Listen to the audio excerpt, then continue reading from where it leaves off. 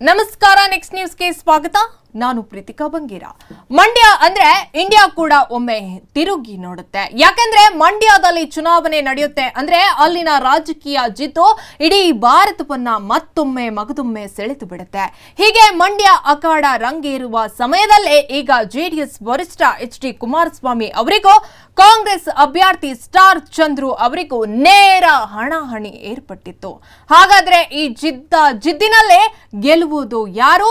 ಎಂಬ ಪ್ರಶ್ನೆ ಎಲ್ಲರಲ್ಲೂ ಕುತೂಹಲವನ್ನ ಕೆರಳಿಸಿದೆ 2019ರ ಲೋಕಸಭಾ ಚುನಾವಣೆಯಲ್ಲಿ ಜೆಡಿಎಸ್ ಮತ್ತು ಕಾಂಗ್ರೆಸ್ ಮೈತ್ರಿ ಮಾಡಿಕೊಂಡಿದ್ವು 2019ರಲ್ಲಿ ಮಂಡ್ಯ ಕ್ಷೇತ್ರದಲ್ಲಿ ಮಾಜಿ ಸಿಎಂ ಕುಮಾರಸ್ವಾಮಿ ಅವರ ಪುತ್ರ ನಿಖಿಲ್ ಕುಮಾರಸ್ವಾಮಿ ಜೆಡಿಎಸ್ ಮತ್ತು ಕಾಂಗ್ರೆಸ್ ಅಭ್ಯರ್ಥಿಯಾಗಿ ಆಯ್ಕೆಯಾಗಿದ್ರು ಬಿಜೆಪಿ ಅಭ್ಯರ್ಥಿ ಹಾಕದೆ ಪಕ್ಷೇತರವಾಗಿ ನಿಂತ ಸುಮಲತಾ ಅವರಿಗೆ ಬಿಜೆಪಿ ಬೆಂಬಲವನ್ನ ನೀಡಿತ್ತು ಇದೀಗ ಜೆಡಿಎಸ್ ಮತ್ತು ಬಿಜೆಪಿ ಮಧ್ಯೆ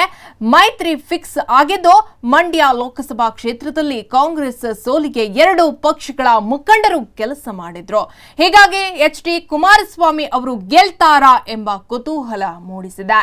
ಈಗಿನ ಲೆಕ್ಕಾಚಾರ ನೋಡೋದಾದ್ರೆ ಮಂಡ್ಯ ಕ್ಷೇತ್ರದಲ್ಲಿ ಕಾಂಗ್ರೆಸ್ ಗೆಲ್ಲುವುದು ಬಹುತೇಕ ಕಷ್ಟ ಎಂದು ಸೋಷಿಯಲ್ ಮೀಡಿಯಾಗಳಲ್ಲಿ ಮಂದಿ ಚರ್ಚೆಯನ್ನ ನಡೆಸ್ತಾ ಇದ್ದಾರೆ ಹೀಗಾಗಿಯೇ ಈ ಬಾರಿ ಮಂಡ್ಯ ಕ್ಷೇತ್ರದಲ್ಲಿ ಎಚ್.ಡಿ. ಕುಮಾರಸ್ವಾಮಿ ಅವರ ಗೆಲುವು ಗ್ಯಾರಂಟಿ ಎಂಬ ಮಾತುಗಳು ಕೂಡ ಕೇಳಿ ಬರ್ತಾ ಇದೆ ಆದ್ರೆ ಇವು ಅಂತೆ ಕಂತೆಗಳು ಅಷ್ಟೇ ಹೀಗಾಗಿ ಪಕ್ಕಾ ಫಲಿತಾಂಶ ಜೂನ್ 4ರಂದು ಹೊರಬೀಳಲಿದೆ ಅದೇ ದಿನದಂದು ಗೆಲುವು ಯಾರಿಗೆ ಎಂಬ ಪ್ರಶ್ನೆಗಳಿಗೆ ಉತ್ತರ ಸಿಗಲಿದೆ ಹೆಚ್ಚಿನ ಅಪ್ಡೇಟ್ಗಾಗಿ ನೋಡ್ತಾ ಇರಿ ನೆಕ್ಸ್ಟ್ ನ್ಯೂಸ್ ಕನ್ನಡ ವಂದನೆಗಳು